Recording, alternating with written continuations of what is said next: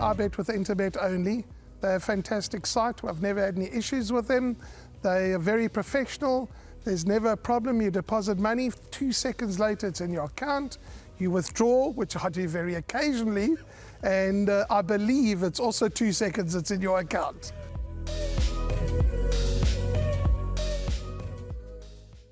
On to race number 8 now, 1900 meters. It's a middle stakes and it's an odd time. It's 15:12, so 12 minutes past 3. But before we try and work things out for race number 8, let's go to that package. Along the inside, a length and a half, Wiley Riley. Former Gear's trying to get into it. Mucho De Niro's not in the picture. 3 to make up, and Former Gear exploding into action. And Former Gear hits the front, 150 to go. Former Gear stretching out in devastating style from the Grey King. Sundance Kid, and then came Wiley Riley. Yeah, thank goodness he's drawn nicely. Won his first start back in Durban. I know this is a bit of a stronger race. First time we're going over 1900 meters, but I do believe that he'll get the trip. I discussed with Fred Krabby and I said, he finished his race off last time over 1700 meters. So I'm convinced he'll get the trip. Of course, the race will tell, but he's also a progressive type of horse. Some of those runs in Cape Town were good runs, in competitive racing. But he's looking exceptionally well, and I'm expecting a good run from him. And I know this is back on the turf, but that's not a problem for him whatsoever. Don't leave him out. He's doing well. Etiquette, unfortunately, the meeting was abandoned where he was supposed to run, but he's back in action, and I think he's doing well. He's the kind of horse that puts his best foot forward. He can run a nice race. Banzai Pipeline, ultra consistent. He came out last time because his levels were just over the threshold. But I think that's what his levels are. He remained at 37, so it'll be interesting to know what he is now. He's doing well. He was doing well then. I fancied him on the poly. I think he prefers the poly, to be honest. But at the same time, he's run decent races on the grass. He could give a good account of himself. Well, let's try and work things out here, Royal, because that's the best way to try and do things here in race number 8. Otherwise, we are going to go wide again.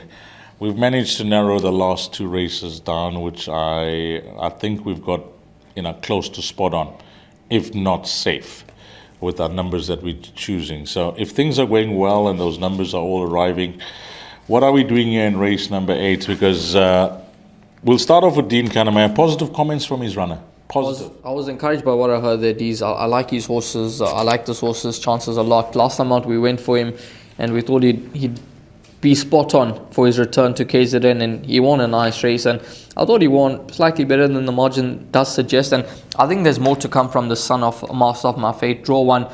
I think that draw will enable Craig to position him slightly closer to the action. I don't think he's going to be sitting 5th or 6th. I think he'll be slightly further back, but I don't think he's going to be as far off as he has been in Cape Town. So I think that this horse will run a huge race. He's going to be the top selection for me. I think he's progressive, to repeat what Dean Kannemeyer said, and I think there's more to come from him. So he's a top choice here.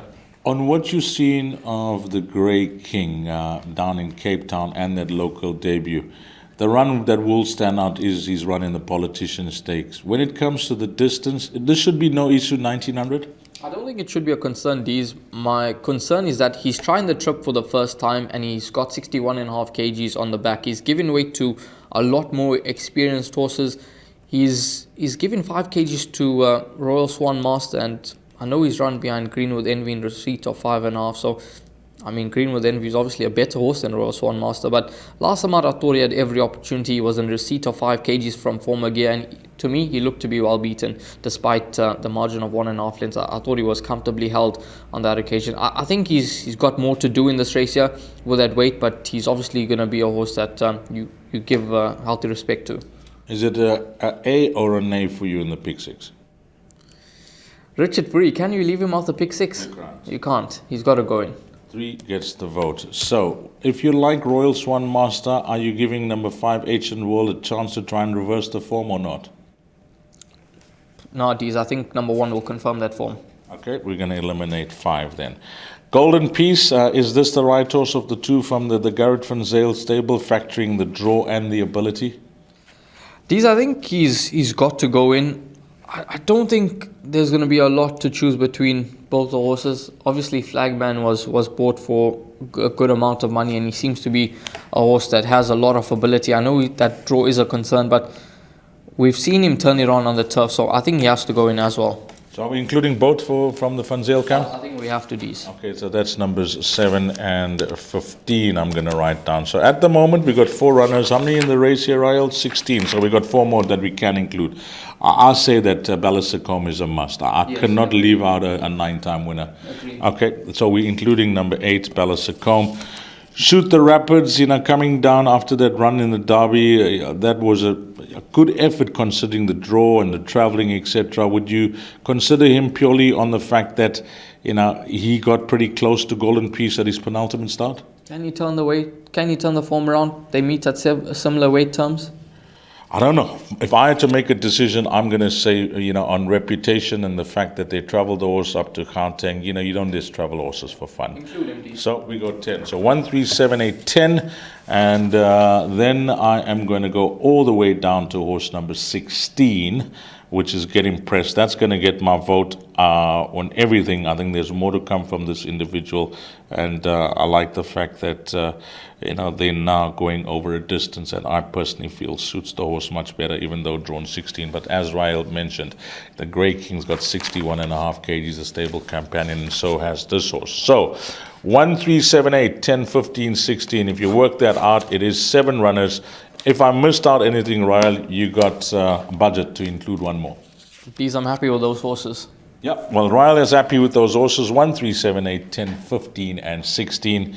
We tried to narrow things down there, a valued racing fan, and hopefully those numbers do fall into place, and we survive with 7 runners in race number 8. My name's Danny Diliberto, founder of Ladles of Love. It was founded back in 2014. Communities we work with are all over the peninsula, and we're working with 138 beneficiaries now. We've grown exponentially. We've been able to do that because of all the kindness that we have experienced from individuals and corporates such as Interbet, who just want to be part of the change.